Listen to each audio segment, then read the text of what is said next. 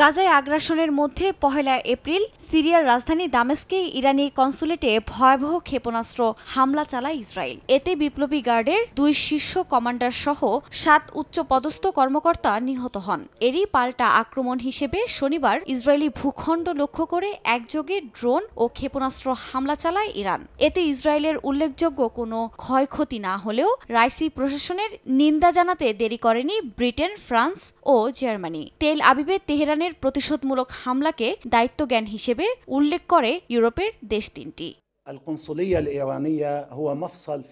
শুধু তাই নয়, সিরিয়ায় ইরানি দূতাবাসে ইসরায়েলের বিমান হামলার নিন্দা জানিয়ে জাতিসংঘ নিরাপত্তা পরিষদে রাশিয়ার তোলা একটি প্রস্তাবের বিরুদ্ধে ভোট দিয়েছিল তারা। তবে এবার নিন্দা জানানোয় ব্রিটেন, ফ্রান্স ও জার্মানির উপর বেজায় চটেছে ইরান। এর মধ্যে এ ঘটনায় তীব্র নিন্দা জানিয়েছে দেশটি। শুধু তাই নয়, পাল্টা দেশ তিনটির এই অবস্থানকে দ্বিচারিতা বলে অভিহিত করেছে তারা। একই সঙ্গে ৩ দেশের রাষ্ট্রদূতকে তলব করেছে ইরানের পররাষ্ট্র মন্ত্রণালয়। আফরিন মৌ, সময় সংবাদ।